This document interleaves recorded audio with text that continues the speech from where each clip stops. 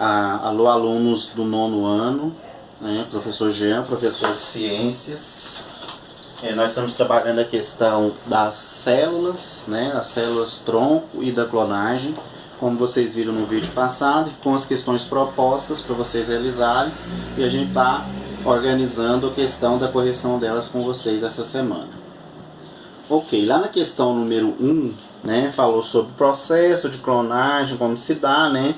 E falou da questão da ovelha Dollen, né? Então vamos lá. Primeiro, para entender a questão da clonagem, né? Retira-se um núcleo de uma célula somática, né? Então não pode ser germinativa, de um determinado organismo. Insere esse núcleo em outra célula ou óvulo de um segundo organismo, e o embrião é implantado no útero de um terceiro organismo até o nascimento. Então isso seria o processo da clonagem. Então, quando se fala da questão da clonagem da espécie humana, a alternativa correta aí seria a alternativa E, né? Esse organismo, como ficará o material genético dele? Então a alternativa E fala que esse organismo terá parte do material genético do seu pai e de sua mãe. Ele vai ter uma linhagem dos dois óvulos que foram conjugados. Na questão 2, fala sobre a questão da bioética, né? Bio é vida, ética com a vida. Aí se fala na questão, o texto traz para vocês a questão de refletir sobre a questão da clonagem, né? Refletir os aspectos éticos desse procedimento e que se pensa, né? Que o cientista pensa em relação à clonagem.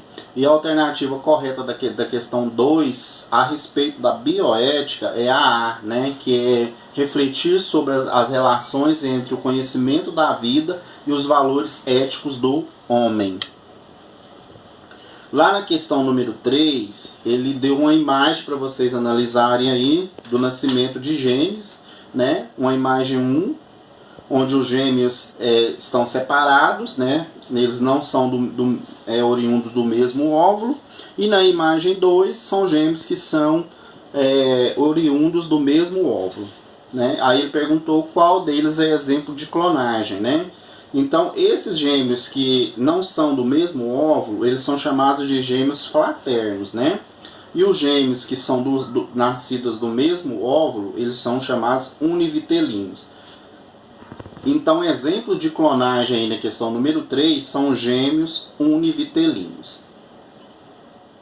Na questão 4, apresenta a imagem de células, né? E pergunta para vocês que tipo de células são apresentadas lá. São células somáticas ou são células germinativas? Então vamos retomar, né? As células somáticas é todo o organismo, né? Todo o nosso organismo, todas as partes do nosso corpo, menos os espermatozoides e os óvulos, que são células germinativas. Então, como a imagem está mostrando espermatozoide e óvulos, todas essas células aí da imagem são células germinativas, ou seja, aquelas responsáveis pela reprodução. Lá na questão 5, mostra também a questão de uma divisão celular, né? E a divisão celular se dá por mitose e meiose. Mitose nas células somáticas e meiose nas células germinativas. Então, na mitose não há divisão, não há redução de cromossomos, e na meiose há redução de cromossomos. Então, se fosse meiose, como ficaria a quantidade de cromossomos em um espermatozoide, em um óvulo e em uma célula epidérmica? Então, se é meiose, vai ter redução. Como nós temos 46 cromossomos, as células filhas dos espermatozoides terão 23 nos espermatozoides, as células filhas dos óvulos terão 23 e as células da pele terão 46, porque aí já são células somáticas. Então a alternativa correta lá da questão 5 é a letra A.